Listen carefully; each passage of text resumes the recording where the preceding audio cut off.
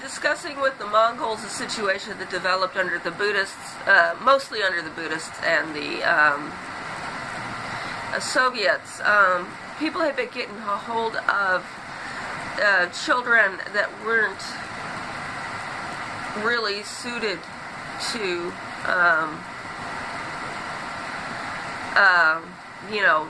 the outside world or different situations of the outside world, unaccompanied.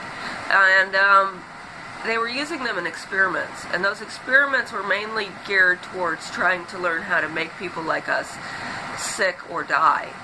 And some of those experiments involved turning these people into soldiers that they sent back to kill us. So, training these people to be unable to see the humanity in their own self.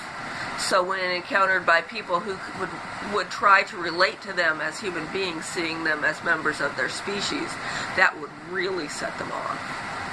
And they weren't giving these children to these people directly. They were giving them through the normal Turkic routes, especially the Islamic Turks. And then they were reselling them. And it's the same thing when you give kids to people who show up in Mongolia from the U.S.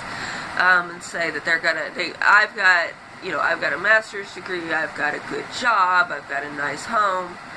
That's fine, but the kids aren't going to stay with that person. That person's going to take them and sell them to somebody in this neighborhood, or somebody who's going to place them in this neighborhood, and then use them in experiments.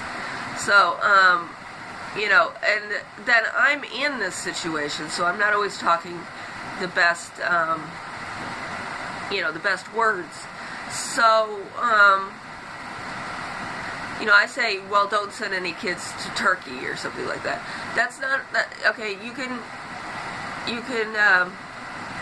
give kids to verified Roma, if they want them. That's the thing. They have to be the right product. So that requires breeding decisions. So you need a certain amount of kids of a certain type. And if you make a certain decision, you're going to get so many kids of that type, and so many kids of another type, and so many kids of another type.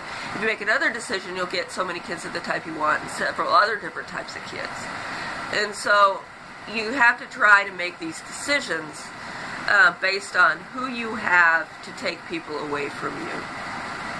Because in our genome, we're going to keep having the kinds of people that we want. And in certain environments like Mongolia, we could breed more intensively for more specialized people like us. And, I think this is stuff that you couldn't discuss in front of the Soviets or the Buddhists, because they would, some of it involved one woman being married to one person and breeding with 17 other people. That's something that the Buddhists wouldn't want. Soviets might understand what that is, but then they'd say, well, why is she even married? And why isn't it the same when we put eggs and sperm together in a lab? And why are you making these decisions? That was information we didn't want to tell anybody. So I'm trying to reconnect because obviously there's a glitch. Part of that glitch is you're over-educating kids who are going nowhere with that education. When you take kids to the city, they don't want to go back to the steppes. And, I know there's problems with only educating people maybe up to 8th grade, but do you need to be more educated than that to farm sheep? Really, seriously, do you? I don't think so.